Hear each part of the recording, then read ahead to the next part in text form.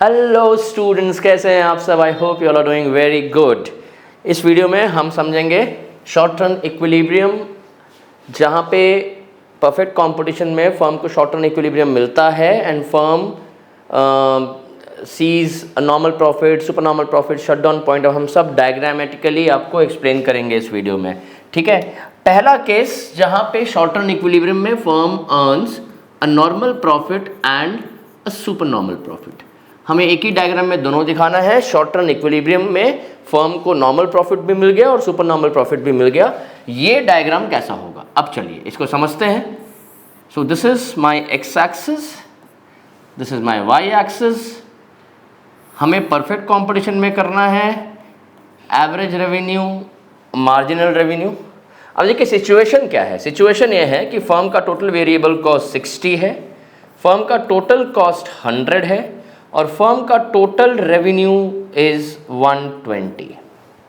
मतलब firm is earning, revenue जो है फर्म का यहाँ तक है। तो रेवेन्यू सपोज 0 से स्टार्ट हुआ, बढ़ते बढ़ते जैसे ही रेवेन्यू ने वेरिएबल कॉस्ट क्रॉस किया, यहाँ से लेके यहाँ तक फर्म अर्न्स अ नॉर्मल प्रॉफिट। मैं थोड़ा सा गैप दे देता हूँ इसमें सो दैट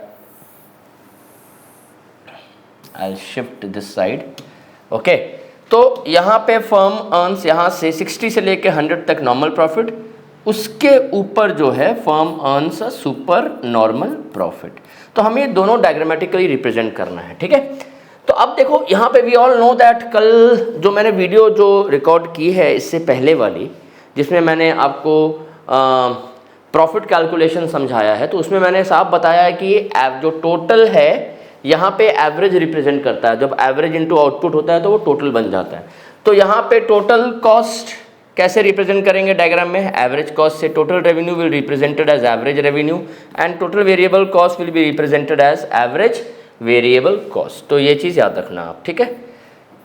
चलिए, तो अब सबसे पहले ध्यान क्या देना है कि मेरा जो रेवेन्यू है ना, जो एवरेज रेवेन्यू है वो एवरेज कॉस्ट से ऊपर है, तभी तो सुपर नॉर्मल प्रॉफिट कमाया। हम सुपर नॉर्मल प्रॉफिट कब कमाते हैं? जब रेवेन्यू टोटल कॉस्ट से ऊपर हो। तो जब रेवेन्यू ऊपर है तो it means my average cost will start from below, my average cost will start from below, ठीक है। मैं एक काम करता हूँ, ये डायग्राम में एक करेक्शन करता हूँ, इसको थोड़ा ऊपर करता हूँ, ठीक है। This is my average revenue, marginal revenue. So since the firm is earning a supernormal profit, firm का जो एवरेज कॉस्ट है वो रेवेन्यू के नीचे होगा, रेवेन्यू कॉस्ट के ऊपर है। तो ये हो गया फर्म का एवरेज कॉस्ट। क्यों एवरेज कॉस्ट नीचे से पार किया? बिकॉज रेवेन्यू कॉस्ट के ऊपर है, इसीलिए तो total revenue is more than total cost, इसीलिए फर्म ने सुपर नॉर्मल प्रॉफिट कमाया। देख, इस डायग्राम जो हम अब समझेंगे ना, सबसे इंपॉर्टेंट है the placement of average cost. आप एवरेज कॉस्ट को कहाँ से स्टार्ट करना अगर ये समझ गए तो half the job is done. Because once you have drawn an average cost curve, next what we will draw, average cost के नीचे क्या होता है? Average variable cost. सो ये मेरा एवरेज वेरिएबल कॉस्ट हो गया। डायग्राम में एक चीज ध्यान रखना,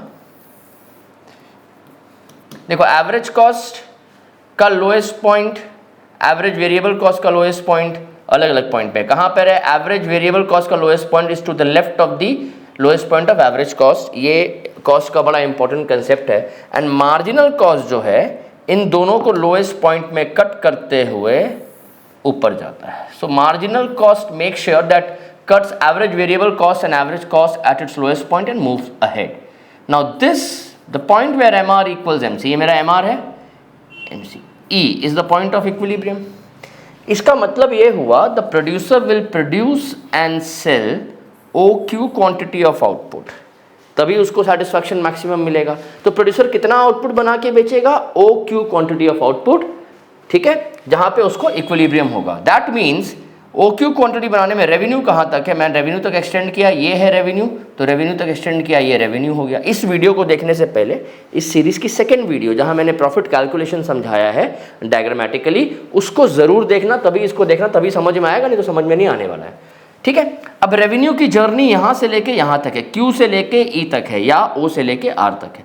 इस जर्नी में सबसे पहला हर्डल रेवेन्यू ने क्रॉस किया E1 पे वेरिएबल कॉस्ट का। यहां तक वेरिएबल कॉस्ट था तो रेवेन्यू यहां तक आया। जैसे ही वेरिएबल कॉस्ट क्रॉस हुआ the firm begins to earn a normal profit. कहाँ तक नॉर्मल प्रॉफिट कमाया फर्म ने नॉर्मल प्रॉफिट कमाया एवरेज कॉस्ट तक, बिकॉज रेवेन्यू जैसे ही एवरेज कॉस्ट के ऊपर गया, मतलब total cost, the firm begins to earn a super normal profit. So this shaded region in yellow is the normal profit of the firm. ठीक है, is the normal profit of the firm. So normal profit क्या हो गया मेरा normal profit हो गया R1 R2 E2 E1। R1 R2 E2 E1 is representing my normal profit. और super normal profit कौन सा हो गया? सुपर नॉर्मल प्रॉफिट जो रेवेन्यू चला गया इसके ऊपर। तो ये जो ग्रीन कलर का मैंने बहुत सुंदर डब्बा बनाया है, this is firms super normal profit. तो सुपर नॉर्मल प्रॉफिट क्या हो गया फर्म का? सुपर नॉर्मल प्रॉफिट हो गया R2 RE E2 R2 RE E2। I hope this is clear to everybody. थोड़ा प्रैक्टिस करोगे तो आराम से बनेगा, अदरवाइज एक बार देख के चले गए और ये सोचोगे कि एग्ज़ाम में जाके कर लेंगे इसको, तो बहुत मुश्किल है बॉस ये काम। ये रिस्क मत लेना। मैं आपको बताऊं, जब मैंने पढ़ाना चालू किया था, अब तो पढ़ाते हुए मुझे करीब 16-17 साल हो गए। आप बिलीव करोगे, जब मैंने पढ़ाना चालू किया था ना, और जब ये टॉपिक आता था, तो ट्रस्ट मी, इसको मैं घर में बना के जाया करता था क्लासरूम में, बिकॉज क्लासरूम में जाके एक बार गलती हो गई ना तो स्टूडेंट्स तो आपको मार डालेंगे, वहाँ पे कत्लेआम हो जाएगा आपका। बिकॉज क्या है कि स्टूडेंट्स को टीचर्स पे भरोसा होता है, लेकिन टीचर जैसे ही क्लास में एक गलती कर देना तो कहानी ख़त्म। एनीवे, तो हमारा प्रोफेशन है बहुत टफ, हाँ, आप गलती नहीं कर सकते।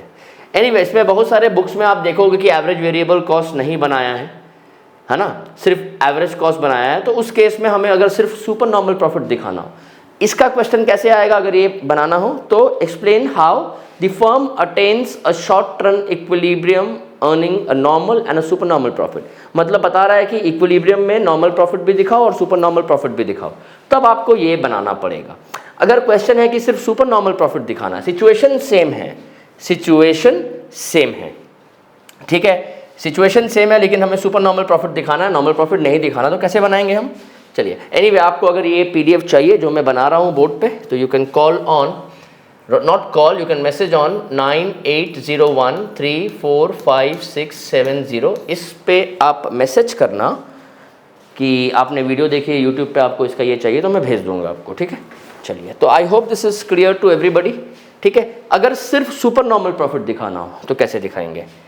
ठीक है, सेम सिचुएशन। क्या situation? Total variable cost 60, total cost 100 and total revenue is 120। तो भाई हमें नॉर्मल प्रॉफिट नहीं दिखाना है, सिर्फ सुपर नॉर्मल प्रॉफिट दिखाना है। सो दिस इज एक्स एक्सिस। अच्छा, एक चीज़ मैं और बता दूं कि वाई एक्सिस में सारे कर्व्स के नाम रहेंगे, जो कर्व्स आपने बनाए हैं, AR, MR, average variable cost, average cost and marginal cost, and x axis पे आउटपुट लिखोगे आप। ये लिखना मत भूलना, नहीं तो आपको 0 मिलेगा, मैं बता दूं। ठीक है, और इसके जो फुल फॉर्म है, जब आप नीचे एक्सप्लेनेशन दोगे तो इसके फुल फॉर्म लिख देना कि AR stands for average revenue, MR stands for marginal revenue, so on and so fourth. ठीक है, चलिए, अब हम आते हैं, अगर हमें सिर्फ सुपर नॉर्मल प्रॉफिट दिखाना हो, नॉर्मल प्रॉफिट ना दिखाना हो, तो अगर नॉर्मल प्रॉफिट नहीं दिखाना, नॉर्मल प्रॉफिट कब होता है? जब रेवेन्यू वेरिएबल कॉस्ट को क्रॉस करता है, तो नहीं दिखाएंगे हम, एवरेज वेरिएबल कॉस्ट नहीं बनाएंगे, सिंपल है। तो ये मेरा हो गया एवरेज रेवेन्यू, मार्जिनल रेवेन्यू। ठीक है, so this is my average cost and this is my marginal cost. Make sure marginal cost cuts average cost at its lowest point. E is the point of equilibrium, that means the firm will produce and sell OQ quantity of output. तो revenue कितना आया भाई? यहाँ तक आया। तो किस point पे फर्म ने एवरेज रेवेन्यू Q से लेके E तक है, इस जर्नी में जैसे ही यहाँ पहुँचे तो रेवेन्यू ने एवरेज कॉस्ट क्रॉस कर लिया, जैसे ही एवरेज कॉस्ट क्रॉस किया फर्म ने क्या कमाया? Super normal profit. तो ये जो शेडेड रीजन है, this is super normal profit. तो कौन सा सुपर नॉर्मल प्रॉफिट? RE E1 R1। Y axis के वेरिएबल में कर्व्स के नाम और एक्स एक्सिस के वेरिएबल में आउटपुट लिखना मत भूलना, otherwise this is the diagram. I hope this is clear to everybody. nobody has a doubt, the firm earns a supernormal profit here. ठीक है, आई होप किसी को डाउट नहीं है. अगर होने से कमेंट सेक्शन में आप अपने डाउट को डालना, तो मैं आपको वहाँ पे रिप्लाई करने की कोशिश करूँगा. और अदरवाइज़ आपको वीडियो अगर पसंद आई है तो please make sure you share with your friends. Thank you so much. Take good care of your health. Bye bye.